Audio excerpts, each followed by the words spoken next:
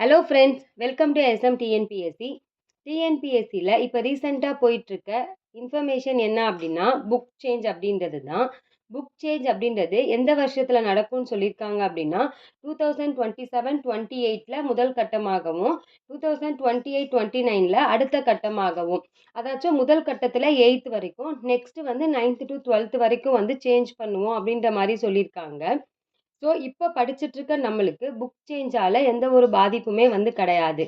Book change ஆனால் அதில் என்னென்ன அட்வான்டேஜஸ் இருக்குது அப்படின்னா, இப்போ இருக்க இந்த புக்ஸ் எல்லாமே வந்து பார்த்தீங்க அப்படின்னா, ஆல்மோஸ்ட் ஒரு 8 இயர்ஸாக இந்த புக்ஸ் தான் வந்து நமக்கு பசங்க படிச்சுட்டு இருக்காங்க, ஸ்கூல் பசங்க.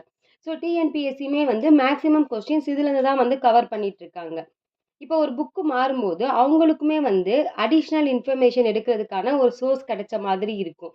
ஸோ அவங்களுமே வந்து புது புது இன்ஃபர்மேஷன்ஸை வந்து புது புக்கிலேருந்து வந்து எடுக்கலாம்.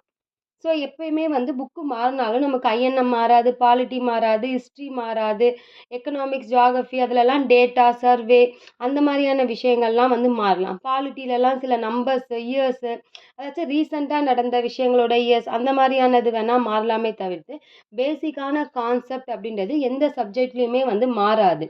ஸோ புக்கு மாறுறது அப்படின்றது ஒரு டைம் பார்த்தோம் அப்படின்னா ஒரு அட்வான்டேஜ் மாதிரி தான். அதில் என்ன டிஸ்அட்வான்டேஜ் அப்படின்னா, புக்கை கலெக்ட் பண்ணுறது தான். இந்த புக்ஸ் எல்லாம் கலெக்ட் பண்ணுறதுக்கே 1 இயர் ஆயிடுச்சு. ஸோ நம்ம எவ்வளோ புக்ஸை தான் வந்து வாங்கிட்டே இருக்குது. இப்போ ஸ்கூல் புக்ஸை தாண்டி அவுட் சோர்ஸ் புக் வந்து நிறையா இருக்குது, அதை வாங்க வேண்டியது இருக்குது. இப்போ வந்து புது புக்கு மாறினா அப்படின்னா அந்த புக்கையுமே வந்து கண்டிப்பாக வாங்க வேண்டியது இருக்கும். நமக்கு கவர்மெண்ட் புக்குமே வந்து நமக்கு ஃப்ரீயாக கிடைக்கல, நம்ம அமௌண்ட் போட்டு தான் வந்து வாங்குகிறோம்.